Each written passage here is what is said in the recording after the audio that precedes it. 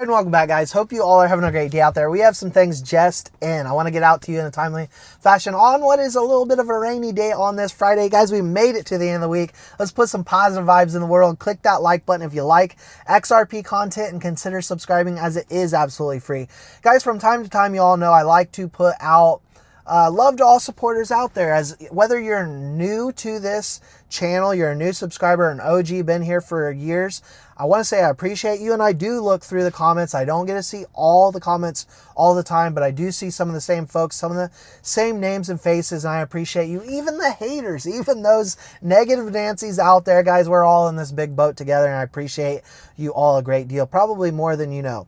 Now, just in, we've got Chairman Atkins made his opening remarks at the SEC Crypto Roundtable on trading. What did he say? Quote, "Innovation has been stifled for the last several years due to market and regulatory uncertainty that, unfortunately, the SEC has fostered." Now we are seeing a complete flip of the script. The SEC and regulatory compliant stablecoins like RLUSD are set to be adopted more now than ever. And I'm going to play you this clip from Monica Long, is a 37-minute interview, which spare you that. It's only a minute and a half that I'm going to show you.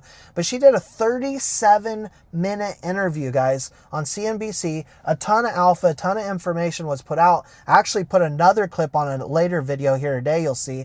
But talking about RLUSD and XRP and the value that RLUSD will bring to XRP, because I do think over time a lot of people have confused the two and thinking that RLUSD is a competitor to XRP. It's the exact opposite. They complement each other, and the more adoption you see with RLUSD, the more you'll see network beneficial effects on XRP. So I'm going to let her take it away. And again, this is the president of Ripple, outside of like the CEO, Brad Garlinghouse of Ripple, CTO of Ripple, David Schwartz.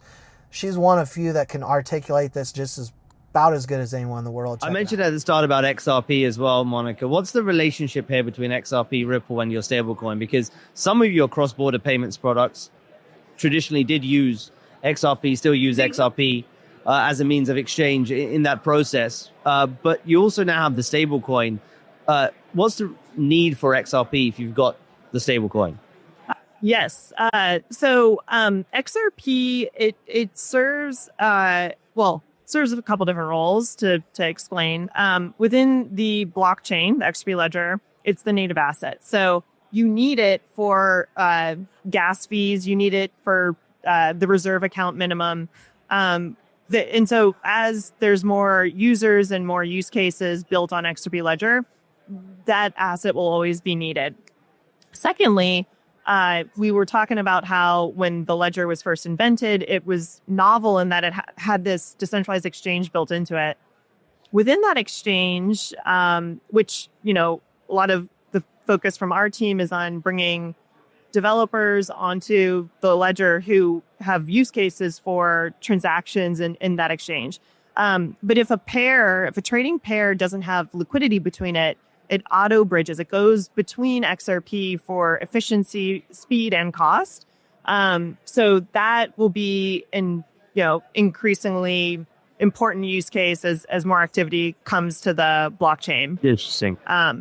But we still do use it, as part of our payments offering. So it's kind of dependent on customer use. So guys, as we take a look at RLUSD sitting at like 300 million, we saw Aave come out here today, and this is a well-known name in our space, right? For those of you who aren't familiar, I believe they're like the 42nd biggest cryptocurrency in the world, and kind of their claim to fame is largest liquidity protocol. I'm honestly not invested. I do think it's a good opportunity, but not the opportunity we have in front of us with XRP.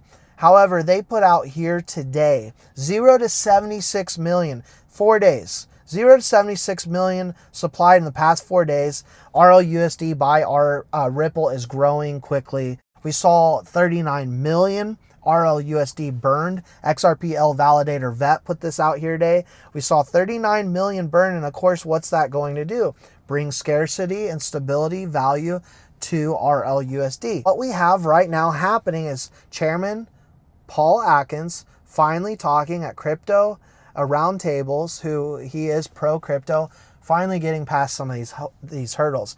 And so as we see a lot of uncertainty in the market, what we know right now is, as we speak right now, we've got Paul Atkins talking at a roundtable, crypto roundtable, and this gentleman is pro crypto.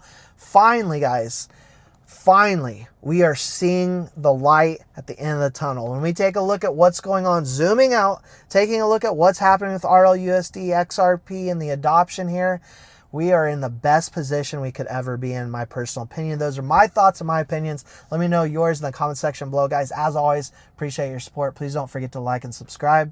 We'll see you all in the next one. This is important work as entrepreneurs across the United States are harnessing blockchain technology to modernize aspects of the financial system. I expect huge benefits from this market innovation in terms of efficiency, cost reduction, transparency, and risk mitigation. Market participants engaging with this technology deserve clear regulatory rules of the road. Innovation, unfortunately, has been stifled for the last several years due to market and regulatory uncertainty that, unfortunately, the SEC has fostered. So I look forward to engaging with market participants and working with colleagues in President Trump's administration and Congress to establish a rational, fit-for-purpose framework for crypto assets.